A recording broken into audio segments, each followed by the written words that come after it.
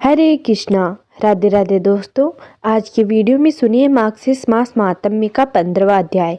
पर उससे पहले सुनिए भगवान श्री कृष्ण की लीला की एक बहुत ही अद्भुत कहानी। बहुत प्राचीन समय की बात है। एक बहुत ही गरीब कृष्ण भक्त का बेटा सुदामा गुरुकुल में पढ़ने जाता था। जितना गरीब परिवार था उतना ही कृष्ण भक्त परिवार था। कहते हैं कि निर्धनता ही धर्म की कसौटी है। उन लोगों की भगवान कृष्ण में अटूट आस्था थी।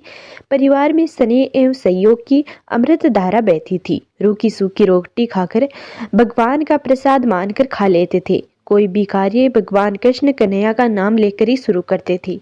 एक बार गुरुजी सभी बच्चों से बोलते हैं कि कल वार्षिक उत्सव है। सभी बच्चे अपने अपने घर से दूध लाएंगे। वार्षिक उत्सव सुनकर सभी बच्चे काफी खुश थे, लेकिन अरुण के चेहरे पर कोई भी खुशी नजर नहीं आ रही थी, जबकि वह पढ़ने में बहुत ही तेज था। उसके चेहरे पर मायूसी साफ नजर आ रही थी। कारण साफ था, वह सोच रहा था कि वह गुरुकुल के लिए दूध कहाँ से लाएगा। सुदामा मासूमियत भरे लहजे में अपने माता पिता से गुरुकुल में दूध की मांग करता है। सुदामा की माँ बोली, बेटा हम लोगों के पास गाय माता तो है नहीं, फिर हम लोग दूध कहाँ से लाएंगे। फिर भी हम लोग कहीं से कहीं दूध की व्यवस्था करने का प्रयास करते हैं। दूध की व्यवस्था न होने पर सुदामा के पिताजी बोले कि बेटा अपनी असमर्थता बताकर गुरुजी से माफी मांग लेना। दूध की व्यवस्था हम लोग नहीं कर सके। अगले दिन माताजी एवं पिताजी के चरण स्पर्श करके उनका आशीर्वाद लेकर सुदामा गुरुकुल चला गया। उसके सहपाठी बच्चे अपनी सुविधा अनुसार छोटे बड़े पात्र में दूध लेकर हंसी खुशी से वार्षिकोत्सव मनाने की खुशी में गुरुकुल जा रहे थे। उन बच्चों को हंसता खेलता देखकर बालक मन सुदामा और भी मायूस हो गया। रास्ते में पेड़ की छाया में सुदामा बैठकर सोचने लगा कि हे भगवान, मेरे माता पिता तो आपकी इतनी पूजा पाठ करते हैं, फिर हम लोग इतने गरीब क्यों हैं। यह सोचते सोचते सुदामा रोने लगा। उसी समय एक नन्हा सा छोटा सा गवाला अपनी गायों को चराने उधर से निकला। वह गवाला सुदामा को रोता देखकर उससे रोने का कारण पूछा। सुदामा ने दूध वाली बात उस गवाल बाल को बता दी। गवाल बाल हंसते हुए बोला कि बस इतनी सी बात है, मैं तुम्हारे लिए अभी दूध की व्यवस्था कर देता हूँ। गवाल बाल दौड़कर गया और गाय का दूध एक छोटी सी लोटकी में दूहकर सुदामा को दे दिया और बोला कि जा अपने गुरुजी को दे देना। थोड़ा सा ही सही दूध मिलने की खुशी में सुदामा अपने गुरुजी से बोला कि गुरुजी मैं दूध कहाँ रखूं। गुरुजी छोटी सी लोटकी में दूध देकर बोले, ले जाकर जिस बर्तन में दूध रखा हो उसमें रख दे। सुदामा जिस बर्तन में लोटकी का दूध डालता वह पात्र भर जाता, लेकिन लोटकी जस का तस दूध से भरी रहती।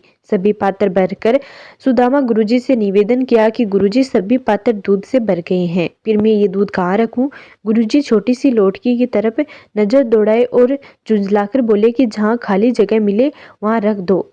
सुदामा एक बार पुनः चारों तरफ देखकर जहाँ भी बर्तन में थोड़ी सी जगह देखता लोटकी का दूध उसमें डाल देता। फिर लोटकी दूध से भरी की भरी रह गई। सुदामा पुनः गुरुजी से निवेदन किया कि सभी पात्र में थोड़ी भी जगह नहीं है। सुदामा को गुरुजी अपने साथ ले गए और देखिए कि पूरा का पूरा सभी पात्र सचमुच दूध से भरा पड़ा है। गुरुजी जिस गिलास में पानी पीते थे उसे लेकर सुदामा को बोले कि इसमें दूध डाल दो। सुदामा उसमें दूध डाल दिया। गिलास फिर दूध से भर गया, फिर भी लोटकी दूध की भरी रह गई। यह देखकर गुरुजी आश्चर्यचकित रह गए। गुरुजी के पूछने पर सुदामा ने दूध कहाँ से लिया था, कौन दिया, पूरा वृतांत कह सुनाया। गुरुजी सुदामा को लेकर उस जगह पर गए जहाँ वह गवाल बाल सुदामा को दूध दिया था, लेकिन वहां तो न गायें थी और न ही गवाल बाल। गुरुजी बोले, धन्य है तुम्हारे कृष्ण भक्त माता पिता और धन्य हो तुम। तो ये थी भगवान श्री कृष्ण की लीला की एक बहुत ही अद्भुत कहानी।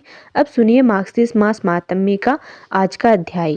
भगवान कहने लगे कि हे ब्राह्मण, आपके प्रश्नों का उत्तर मैं कर्म से देता हूँ, आप सावधान होकर सुनिए। मार्गशीर्ष माह में भगवान कृति नामक स्त्री के साथ वास करते हैं, इसलिए जैसा कि पहले कहा गया है केशव का पूजन कृति के साथ करना चाहिए। ब्राह्मण की केशव, ब्राह्मणी को कृति समभक्त कर दोनों का वस्त्र भूषण धेनु आदि से पूजन करे।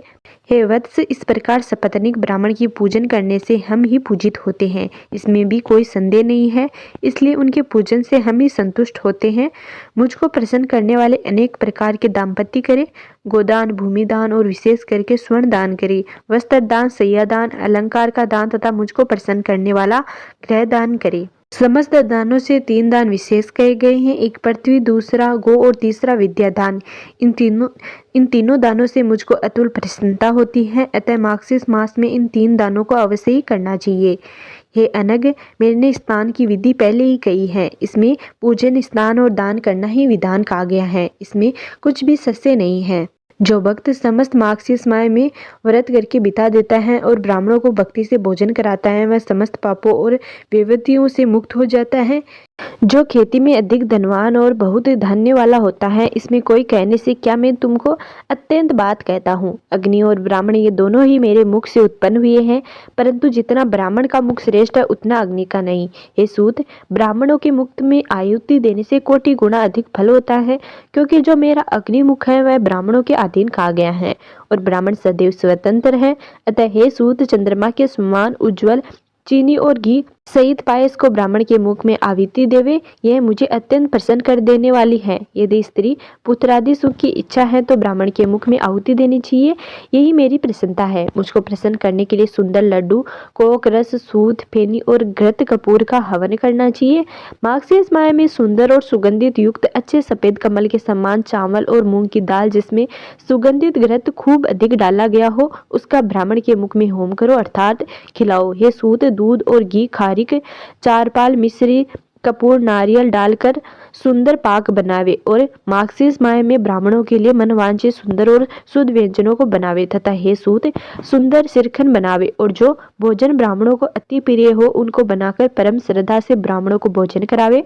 जैसे जैसे ब्राह्मण रस स्वाद पूर्वक भोजन करते हैं, वैसे ही पृथ्वी पर मुझको अत्यंत दुर्लभ प्राप्ति होती है। अतः ये तात, ऐसा करने से ब्राह्मण प्रसन्न हो वही करना चाहिए, क्योंकि ब्राह्मणों के प्रसन्न होने से ही मैं प्रसन्न होता हूँ। इसमें कोई सस्य नहीं है। हे चतुर्वस्त्र, मेरी बात पर विश्वास करो, मैं तुमसे मिथ्या नहीं करता। मैंने यह बात तुम्हारे कल्याण के लिए ही कही है। यही ब्राह्मण क्रोध करे या मारे तो भी मेरी प्रीति के लिए उनको नमस्कार ही करना चाहिए। हे पुत्र, नित्य ऐसा करना और मार्गशीर्ष माह में विशेष करके करना चाहिए।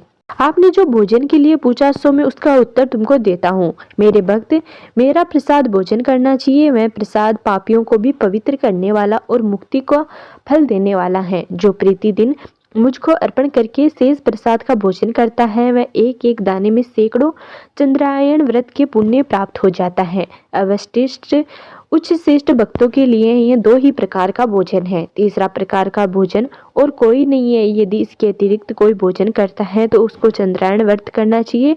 जो मुझको अर्पण बिना अन्न जल कुछ भी भोजन करना चाहिए, वह अनंत अन्न स्वाद, विष्ठा और जल मदिरा के समान होता है। इसलिए हे पुत्र, अन्न जल तथा औषधि पहले मेरे अर्पण करके भक्तजनों को पश्चात परम भक्ति से भोजन करना चाहिए, क्योंकि वह प्रसाद अपवित्र को भी पवित्र करने वाला होता है। मेरा उच्चिष्ट प्रसाद पापियों को भी तीर्थज्ञ आदि का फल देने वाला, कली के दोषों को नाश करने वाला और सुंदर गति को देने वाला कहा गया है। दूसरे देवताओं का नैवेद्य खाना और अभक्तों का पकवान खाना नरक में ले जाने वाला होता है। अब मैं तुमसे भोजन का जो प्रकार कहा गया है सो कहता हूँ। तुम सावधान होकर मुझे तुम्हारी प्रसन्नता के लिए मैं गुप्त से गुप्त बात कहता हूँ। यह मेरी प्रतिज्ञा है जिसको सुर और असुर भी नहीं जानते। मन, वचन और कर्म से जो मेरी प्रिय लक्ष्मी को भी प्राप्त कर लेता है, मार्गशीर्ष माह में विशेष करके मेरा नाम कहना चाहिए और मुझको प्रसन्न करने वाला कृष्ण कृष्ण कहना उचित है। जो मनुष्य मुझको कृष्ण कृष्ण कहकर नित्य स्मरण करता है, मैं उसको जाल को भेदन कर कमल के समान उद्धार करता हूँ और नरक से बचाता हूँ। हे वत्स, जो विनोद से, धम से, मृदनता से, लोभ और छल से मेरा भजन करता है, वह भी मेरा भक्त दुख का भागी नहीं होता। जो मनुष्य मृत्यु के समय कृष्ण नाम का पाठ करते हैं, वे पापी होने पर भी यमराज को कभी नहीं देखते। जिन्होंने प्रथम अवस्था में समस्त पापों को किया है परंतु अंत समय में कृष्ण का नाम स्मरण करते हैं, वे निसंदेह मेरे समीप आ जाते हैं।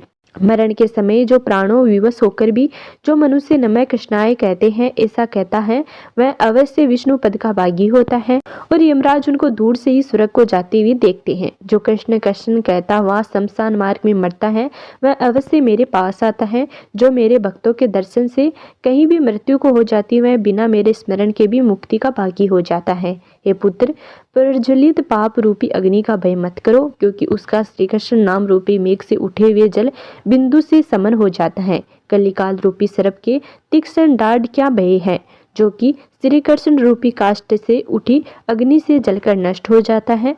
पाप रूपी अग्नि से धम कर्म व्यवहार से रहित मनुष्यों के लिए बिना श्री कृष्ण स्मरण के दूसरी और कोई औषधि नहीं है। जैसे प्रयाग में गंगा, शुक्ल तीर्थ में नर्मदा, कुरुक्षेत्र में सरस्वती श्रेष्ठ है, वैसे ही श्री कृष्ण का कीर्तन श्रेष्ठ है। संसार रूपी समुद्र में निगमन महापाप रूपी तरंग में गिरे हुए मनुष्य बिना श्री कृष्ण स्मरण के दूसरी और कोई गति नहीं है। मृत्यु समय में उपस्थित होने पर भी जो मनुष्य श्री कृष्ण स्मरण की इच्छा नहीं रखता, ऐसे पापी के लिए बिना श्री कृष्ण स्मरण के और कोई दूसरा रास्ते का मार्ग नहीं है। जिसके घर में नित्य ही श्री कृष्ण नाम का कीर्तन होता है, उसके घर में गया, काशी, कुरुक्षेत्र और पुरस्कार सदा ही वास करते हैं। जिनकी जीव्या निरंतर कृष्ण कृष्ण करती है, उसी का जन्म सफल है। जिसमें एक बार भी हरि इस 2 अक्षर का उच्चारण किया, उसने भगवान के समीप मोक्ष को गमन के लिए कमर कस ली। हरि के नाम में पापों के नाश करने की जितनी शक्ति है, उतनी पापी करके भी नहीं कर सकता। कृष्ण नाम के कीर्तन करने से मनुष्य का शरीर और मन दुखी नहीं होता तथा पाप नहीं लगता और विकलता भी नहीं होती। जो मनुष्य इस कलयुग में श्री कृष्ण इस पत्ते वचन का त्याग नहीं करता, उस मनुष्य में मन में पाप रूपी रोग कलयुग में नहीं लगता। श्री कृष्ण नाम का उच्चारण करते हुए मनुष्य को जानकर यमराज उसके 100 जन्मों के अर्जित किए गए पापों को नाश कर देता है। जो पाप सैकड़ों चंद्रायन और हजारों प्रयाग व्रत करने से नष्ट नहीं होते, वे पाप कृष्ण कृष्ण ऐसा कीर्तन करने से नष्ट हो जाते हैं। दूसरे सैकड़ों नामों के उच्चारण करने से मुझको कभी इतनी प्रसन्नता नहीं होती जितनी श्री कृष्ण का नाम लेने से अधिकाधिक प्रीति होती है। करोड़ों सूर्य और चंद्रायन को जो फल कहा गया है, वह फल कृष्ण कृष्ण के कीर्तन से मिल जाता है। गुरुजी की स्त्री के साथ गमन तथा स्वर्ण आदि की चोरी जैसे महापातक रूपी महाघात में हिम के समान नष्ट हो जाते हैं। यदि अगम्य स्त्री के साथ गमन और स्वर्ण की चोरी जैसे महापापों से युक्त होने पर भी अंत समय में एक बार श्री कृष्ण नाम का उच्चारण हो जाए तो वह समस्त पापों से मुक्त हो जाता है। चाहे कोई कितना ही अशुद्ध मन वाला हो, वह बिना किसी प्रायश्चित करने से अंत समय में कृष्ण नाम के कीर्तन से सब पापों से मुक्त हो जाता है और प्रेतत्व को प्राप्त होता है। जो जीव्या कली काल में कृष्ण नाम का उच्चारण नहीं करती और उनके गुणगान नहीं करती, ऐसी दुष्ट जीव्या कटकर रसातलो चली जाए अथवा नष्ट हो जाए तो ही अच्छा है। हे पुत्र, कलयुग में जो जीव्या श्री कृष्ण गुणों का कीर्तन करती है, वह अपने या दूसरे के मुख की ही यत्न पूर्वक वंदना करने की योग्य है। जो जीव्या दिन तथा रात्रि में श्री कृष्ण के गुणों का कीर्तन नहीं करती, वह उस मनुष्य के मुख में जीव्या के रूप में पाप वाली कही जाती है। जो जीव्या श्री कृष्ण भगवानन का उच्चारण नहीं करती, वह रोग रूपिणी जीव्या है। ऐसी जीव्या गिरकर 100 टुकड़े हो जाए। जो मनुष्य प्रातः काल उठकर श्री कृष्ण नाम के मातम्य को पढ़ता है, उनके लिए मैं कल्याणों को देने वाला हूँ, इसमें कोई संशय नहीं है। जो मनुष्य तीनों संध्यात्रो अर्थात काल, मध्याह्न काल और साय काल में श्री कृष्ण नाम के मातम्य को पढ़ता है, वह अपनी समस्त कामनाओं को प्राप्त करते हुए मरने पर परम गति को जाता है। तो ये था मार्गशीर्ष मास माहात्म्य का 15वां अध्याय। अगले वीडियो में जानेंगे मार्गशीर्ष मास माहात्म्य के अगले अध्यायों के बारे में।